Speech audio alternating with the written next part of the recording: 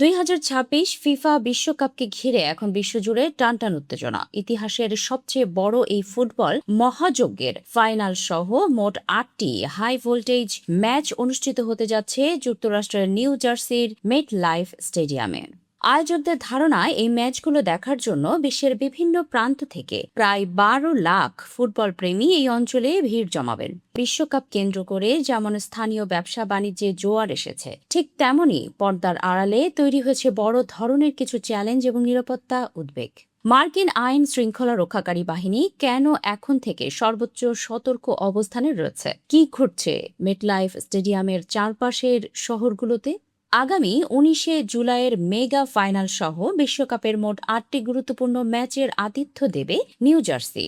আর এত বড় আসরকে কেন্দ্র করে স্থানীয় হোটেল, রেস্তোরাঁ, পরিবহন সহ বিভিন্ন খাতের ব্যবসায়িক ব্যস্ততা আকাশ ছুঁয়েছে। তবে শুধু সাধারণ ব্যবসায়ী নয়, স্থানীয় গণমাধ্যমগুলোর প্রতিবেদন অনুযায়ী শহরে পর্যটকদের আগমনকে কেন্দ্র করে বিভিন্ন ব্যক্তিগত ও এসকর্ট সেবার চাহিদাও উল্লেখযোগ্য হারে বৃদ্ধি পেয়েছে। অনেক সেবাদাতা জানিয়েছেন বিশ্বকাপ শুরু হওয়ার আগে মে মাস থেকে তাদের অনলাইন প্রোফাইলে বুকিং ও অনুসন্ধানের সংখ্যা 3 গুণেরও বেশি বেড়ে গেছে।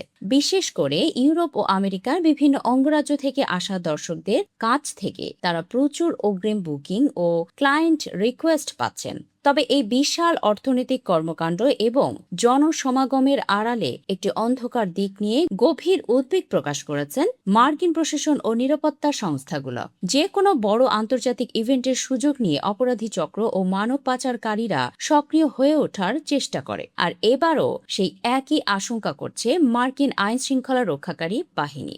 মার্কিন ট্রেজারি বিভাগের ফিনান্সিয়াল ক্রাইমস এনফোর্সমেন্ট নেটওয়ার্ক ইতোমধ্যে একটি বিশেষ সতর্কবার্তা জারি করেছে। সেখানে বলা হয়েছে বিশ্বকাপের এই বাড়তি অর্থনৈতিক সুযোগ নিয়ে অবৈধ শ্রম এবং যৌন পাচারের মতো ঘটনা বৃদ্ধি পাওয়ার প্রবল ঝুঁকি রয়েছে।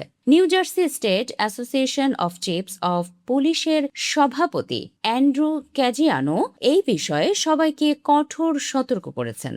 এই ধরনের যে কোনো অবৈধ তৎপরতা রুখতে এবং বিশ্বকাপের নিরাপত্তা নিশ্চিত করতে রাজ্য প্রশাসন নজিরবিহীন প্রস্তুতি গ্রহণ করেছে। নিউ জার্সির অ্যাটর্নি জেনারেল জেনিফার ডেভেনপোর্ট জানিয়েছেন, দর্শনার্থী ও স্থানীয় বাসিন্দাদের সার্বিক নিরাপত্তা দিতে তারা সম্পূর্ণ প্রস্তুত। বিশ্বকাপ চলাকালে মেট লাইফ স্টেডিয়াম ও এর আশেপাশের অফিসিয়াল ও অনানুষ্ঠানিক ভেন্যুগুলোতে কড়া নজরদারি চালাতে নিউ জার্সি স্টেট পুলিশ প্রায় 1200 অতিরিক্ত সদস্য মোতায়েন করার পরিকল্পনা করেছে।